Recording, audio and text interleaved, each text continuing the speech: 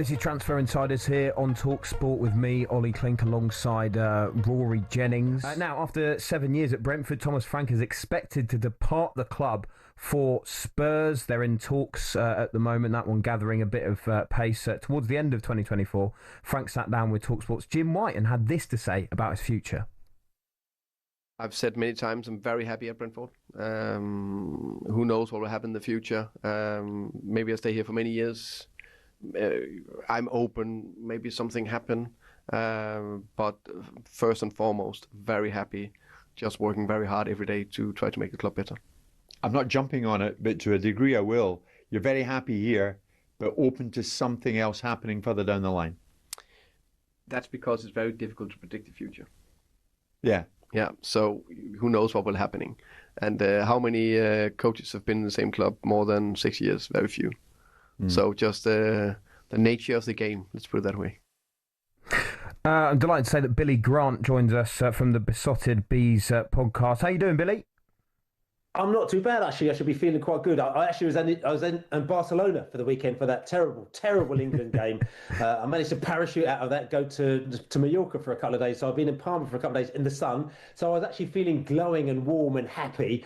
And then I've landed and I found all this nonsense taking place. And I'm like, oh no, this has all gone horribly wrong. Oh, I can't believe. I mean, you're losing Brian and Burmo, losing your manager, and you had to watch England and Andorra. That's not great, Billy. I think the England game is the worst one out of the three as well, isn't it? I mean, how do you feel then about Frank leaving? Because he's done so much for Brentford, you know, getting you up into the Premier League, but also making you an established Premier League side. It feels like it'll be a huge loss. Listen, I feel absolutely gutted. You know, Thomas Frank is almost like part of the family. He came to Brentford, you know, a particular period, you know, he came in under Dean Smith, to be fair, you know, very cleverly Brentford brought him in underneath Dean Smith to learn the game as it was, to learn about our country, to learn about our humour, how we work, how we operate, how our football works without any pressure. They knew that they were going to slip him into the big role a few years afterwards, and he did that. And when he came in, he did brilliantly. I mean, a lot of people forget the fact that when Thomas Frank actually came in at Brentford, he'd lost 8 out of his first 10 games, I think it was. He drew one and he won one, but he lost 8 of them. And I remember coming on to Talksport actually, and they were saying to me, he's got to sack him, he's rubbish. And I said, nah. Our club, we just let our players develop, I'll let our managers develop, he'll be fine. And, you know, and after that, he's come on and he's done the business. So I feel very sad. You know, we've been down the pub with him. He actually asked us to come into our Beesotted podcast as well. He said, I want to come onto your podcast one time. We said, well, only if you come down the pub. He went, all right then. So we came down the pub for 4 hours. We did a brilliant podcast. He told us loads of things we're thinking, I don't know, should be telling us that, you know, loads of sort of insider stuff. And he's great. He's a great manager. He's a great tactician. He keeps reinventing himself. You know, 1 minute he's 3-5-2 because he knows we haven't got the players to go toe-to-toe with Man City. Then we go 4-3-3, you know, and then he's gone, you know, he's changed the formation again this season, you know, because he's just changing because he knows what to do. And, you know, and I've always said, listen, he's going to move on to a bigger team at some time. We've had him for a long time. And yes, I'm very gutted. Brentford fans are gutted.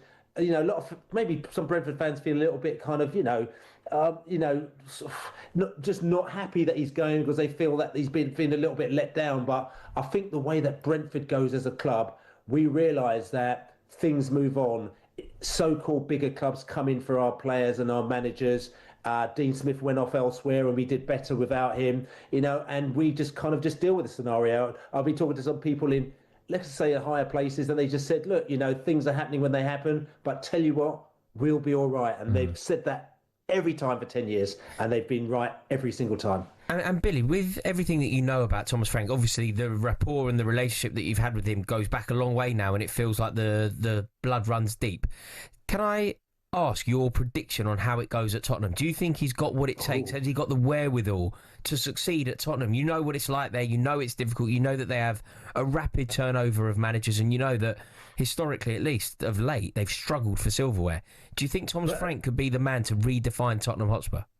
Okay, so this is going to be the interesting thing, and what I found is interesting is that, you know, you've got Tottenham fans saying, oh, we're disappointed, you know, we got Thomas Frank, you know, we think we should have got, you know, somebody who won 35 titles and European champion. And it's like, no, it doesn't really work like that in football. You pick the right person for the job. Him as a person, he is the right person for that job, right? In fact, I've been saying this for a couple of years, right? I think Thomas could have been the England manager, should have been the England manager. He would have actually won England one, if not two trophies if he was there. And I love Southgate as well as a tactician, because you pick the right person for the job. And in fact, in Mallorca at the weekend, I had a bit of a sort of Tuchel out, Frank in, trying to sort of going to divert Frank from Tottenham to England, you know what I'm saying, and actually play some sort of kind of decent football. But anyway, that's a different story altogether. But so answering your question, he is the right person, but how football teams operate, if you've noticed, the football teams that sort of normally do quite well are the football teams that are really well organised from the bottom to the top. And Brentford's taken a long time. Yeah, we might be a small club, but they've taken. I remember when we were in the third division, and I spoke to somebody very, very senior in the club. I'm not going to mention his name, and he said to me, I said, how's Bournemouth doing so well? And he said, because they're a very, very well organised club, even though they're small. You know, so they went from the lower tiers up into the upper echelons, and we said we're going to try and get that way. So we got ourselves very organised, not only as a manager, but from the bottom to the top. Everything works and it's always in synergy. If you look at a lot of the clubs up there and you sort of say they should be doing well, but you look at them, they're really badly organised. Manchester United, they should be doing brilliantly, but they're just a car crash. You know what I'm saying? There's other clubs. Now, Tottenham Hotspur, a lot of people saying, you know, they're a bit of a car crash because every time they hire a manager, then they sack him and then they buy these new players, pay too much money for them. They're not the right type of players, have to get rid of them. Right? So is their infrastructure right from bottom to the top? Do they expect to just bring in a manager and for him to be all right? Because Thomas would have to have a lot of say about how that whole kind of company, how the whole club works. And if it ain't working right inside, he's not going to be able to go out and just wave his magic wand. There's a lot of work to be done. So I can't say what's going on in Tottenham there, but from history it says things ain't too good. It's not great. Maybe they're trying to fix it. Maybe they're bringing him in and maybe they're taking some of his ideas to try and fix it. But at the moment now, it's not going to be an overnight job. Billy, just finally, and just quickly, who would you like to see come in for Thomas Frank? I'm sure that the club have someone lined up, that they'll have foreseen this. We know how well they plan things in advance. But are there any names out there that you would like to see come in at Brentford? It's funny because you sort of say what we'd like is not what Brentford will do, because they'll get someone from Latvia that we've never heard from. You know what I'm saying? And he'll come in and he'll be absolutely brilliant. It's interesting. They were talking about, again, we were talking about the England job. Justin Cochrane, who's actually one of the assistant managers down there, who's been sort of progressed all the way through. All of a sudden, bing, he's just come out of the blue as being, maybe Brentford actually might sort of kind of promote from within. So I actually, and I'll be honest with you, I've got no idea, because it doesn't matter what I say, because whatever I say, it's not going to be him, because it's just too obvious. Brentford don't do obvious. Yeah, whoever does come in, though, obviously it's going to be a much bigger challenge this season, especially if, you know, as we expect, and Burmo is going to leave, you might lose someone like Wisser as well. How concerned are you heading into next season? I'm in. Now, you ready for a good day? He was a scientific hypothesis. She was a clinical study.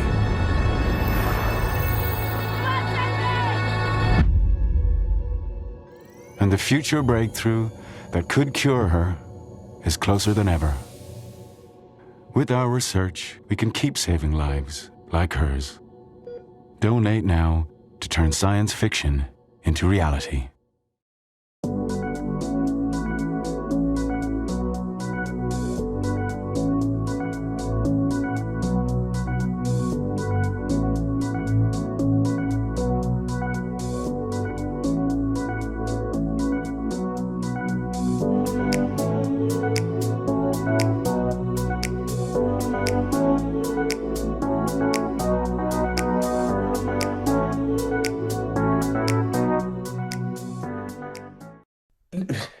Every time you get something somebody who leaves, it's always a fear. You know, Ivan Toney left, and you're like, oh my God, is it going to work with Ivan Toney? But it's worked out. Somehow Brentford always seem to manage to do it. Now, I'm going to say this as well. It's sometimes one of these little things that they do, it's got to go wrong at some stage, you know what I'm saying?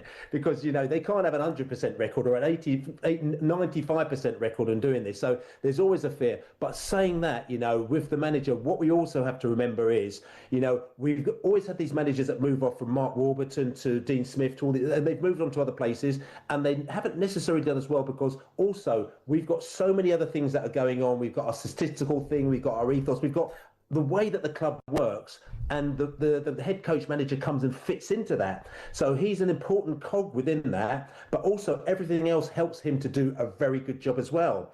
When you go elsewhere, are they going to have that? As Thomas is going to have that at Tottenham? You know, everyone says, oh, you should get your backroom staff from Brentford. It ain't necessarily about that, because half the backroom staff is actually Matthew Benham's company that he's got, which is separate for Brentford. He's bought in. So there's a lot of infrastructure work to be done in and around Thomas, but it'll be really interesting to see how he does on his own. I'll be honest with you, I wish him all the luck in the world, because he's such a lovely bloke.